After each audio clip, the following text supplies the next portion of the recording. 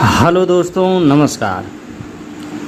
आप लोगों का रेलवे CNW में स्वागत है। पहले वीडियो में हम लोगों ने कुछ जानकारी RRB JEE 2024 के बारे में दी थी, तो बची हुई जानकारी इस वीडियो में हम लोग समझेंगे। ठीक है दोस्तों, तो इस वीडियो में हम आप लोगों को बताएंगे कि इसका प्रोसीजर क्या है सिलेक्शन का, अर्थात रिक्रूटमेंट प्रोसेस क्या है।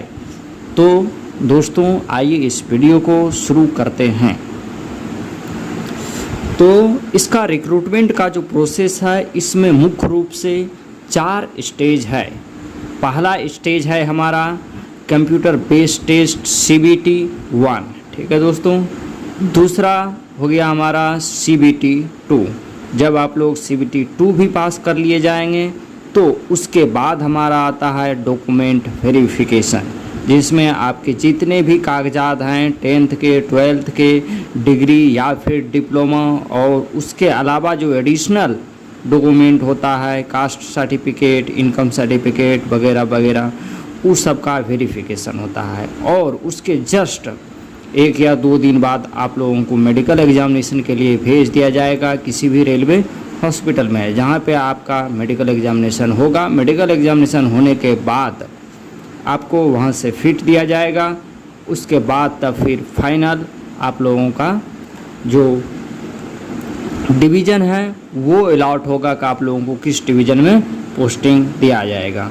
ठीक है दोस्तों, आगे बढ़ते हैं। अब देखते हैं कि CBT 1 जो होगा उसमें किस प्रकार के प्रश्न पूछे जाएंगे, कितने प्रश्न पूछे जाएंगे और उसके लिए आप लोगों को टाइम कितना मिलेगा।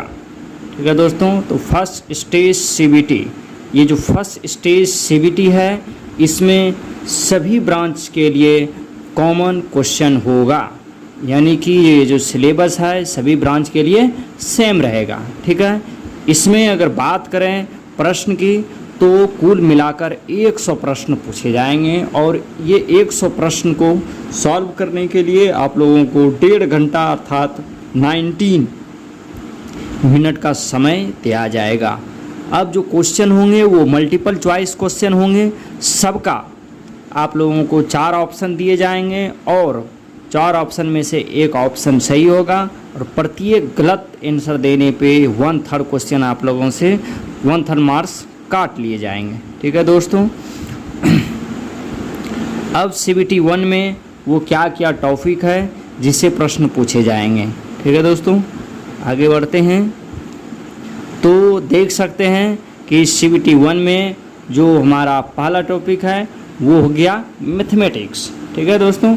मैथमेटिक्स में क्या क्या पूछा जा सकता है, तो मैथमेटिक्स में हमारा नंबर सिस्टम से क्वेश्चन आ सकते हैं, बोर्ड मास से आ सकते हैं, decimal, fraction, LCM, HCF, ratio and proportion, percentage हो गया, मेंसुरेशन, टाइम एंड वर्क से संबंधित क्वेश्चन पूछे जाते हैं, time and distance, simple and compound interest, profit loss, algebra, geometry, trigonometry, elementary statics, square root, age calculation, calendar, clock, pipes and system, ये सारे topic से मैथमेटिक्स में प्रश्न आ सकते हैं। ठीक है दोस्तों।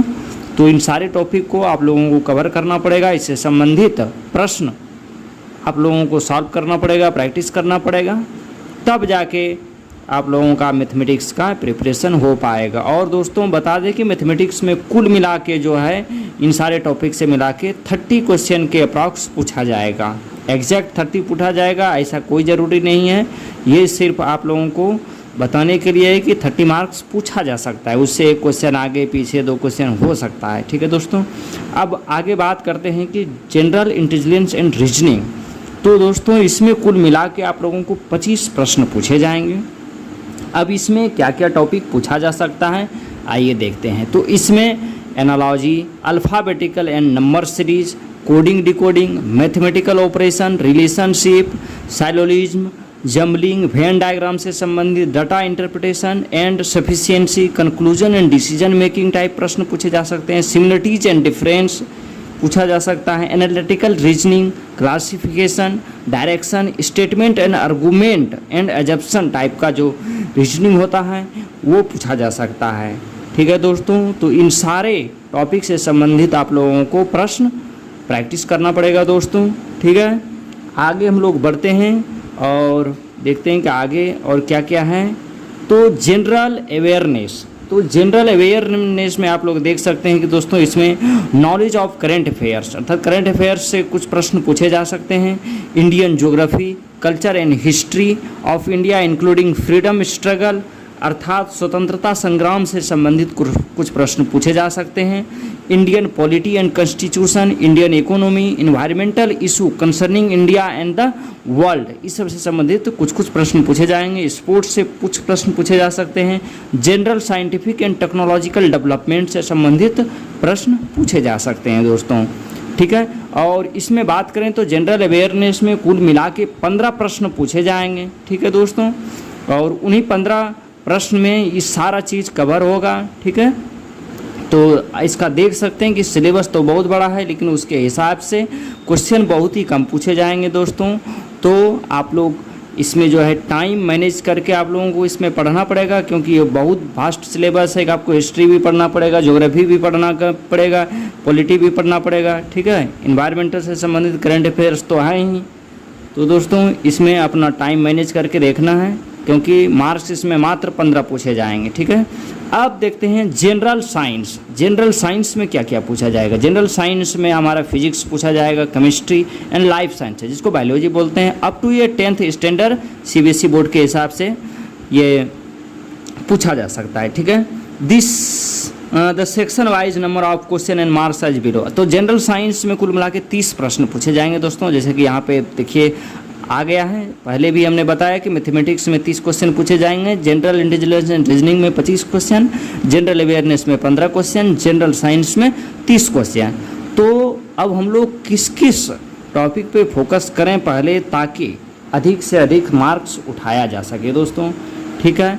तो सबसे ज़्यादा जो फोकस करने वाला है वो हमारा मैथमेटिक्स और जनरल इंटेलिजेंस है। उसके बाद हमको जनरल साइंस पे फोकस करना है और उसके बाद तो दोस्तों इस तरह से आप लोग CBT 1 का प्रिपरेशन कर सकते हैं। मैं फिर से बता रहा हूं दोस्तों कि इसमें जो सबसे फोकस करने वाला टॉपिक है वो मैथमेटिक्स और जनरल इंटेलिजेंस एंड रीजनिंग है। इन दोनों टॉपिक पे अगर आपका कमांड हो गया तो यहाँ से कुल मिला के देख रहे हैं हम लोग 30 + 25 यानी कि 55 क्वेश्चन पूछे जा रहे हैं। और इसका तैयारी अगर आप लोग अच्छे से कर लिए और यहाँ से तो आप लोग आसानी से 45 क्वेश्चन यहाँ से बना सकते हैं सही और 45 मार्क्स यहाँ से आ गया। और उसके बाद हमको जो फोकस करना है वो जनरल साइंस पे करना है, जहाँ से 30 क्वेश्चन पूछे जाएंगे। और इसको भी अगर ढंग से पढ़ लिया जाए, क्वेश्चन बहुत ही इजी 10th लेवल का पूछा जाता है दोस्तों। तो यहाँ से हम लोग आसानी से 22 से 25 क्वेश्चन बना सकते हैं दोस्तों, ठीक है। उसके बाद रहा जनरल अवेयरनेस की, तो इसका तो सिलेबस आप लोग बहुत देख ही रहे हैं कि बहुत ही लंबा चौड़ा है।